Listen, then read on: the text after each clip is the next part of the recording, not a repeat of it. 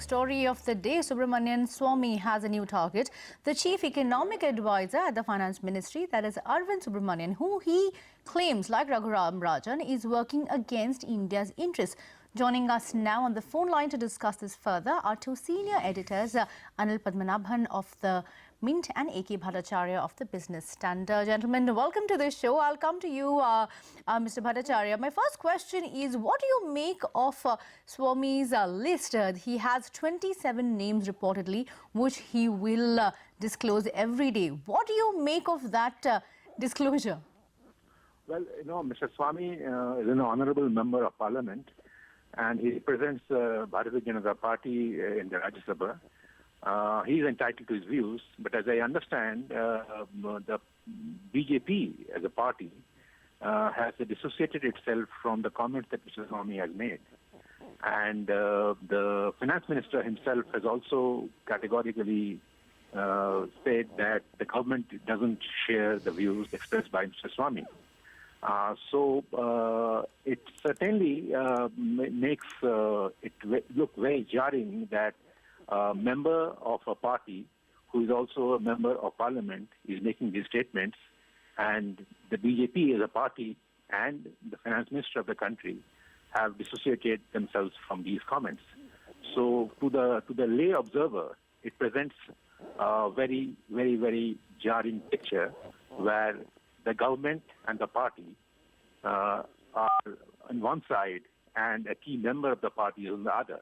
So the question that arises from this is that is Mr. Swamy speaking on behalf of somebody else, or is he representing the views of the Rashtriya Swayamsevak Sangh? So is the party and the government becoming sort of a victim of the Sangh influence on the party, or whether the party and the government are not being able to reconcile themselves to what the Sangh wants? So I think the statements of Mr. Swamy has to be seen in that larger context.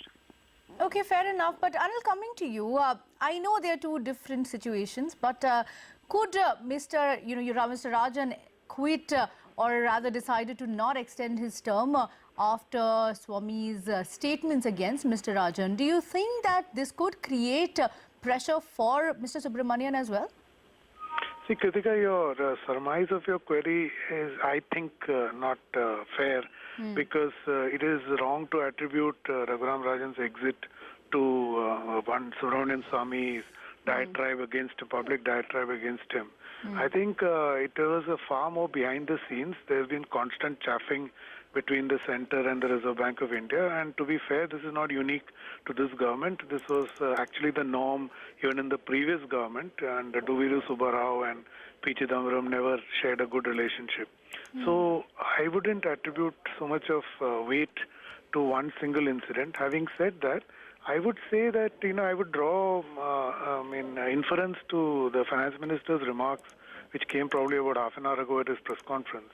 Very, very clearly said that it is unfair for politicians to attack technocrats and those in public office who are unable to, respond in equally vehement or articulate manner. So I think that is a very significant point, because he's kind of drawing a circle around these people who hold institutional jobs. And just in the final point I'd like to make is that, see, these kind of attacks are fine. They make great bites for TV and newspapers and everything like that. But we must realize that they undermine institutions. And these are people holding extremely responsible jobs, like the Reserve Bank of India governor's role, you do know. The chief economic advisor, you do know. These are all very vital economic institutions to the country.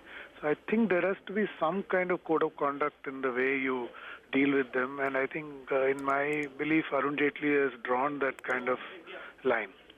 But Anil, don't you think that there should have been perhaps a stronger statement by the finance minister? His statement was, and I quote, that the government has full confidence in chief economic advisor. But shouldn't there have been a stronger statement coming in against these comments? Beyond what he said, what do you expect him to say? Because I think for even that was a very blunt condemnation of Mr. Swamy's remarks. So beyond that, again, it's a public office he holds, and he has to work within those confines. He's talking to the media.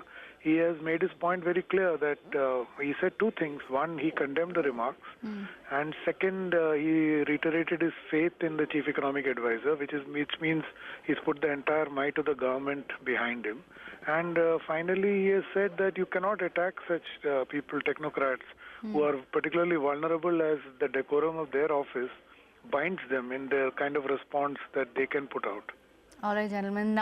Appreciate you joining in on this show.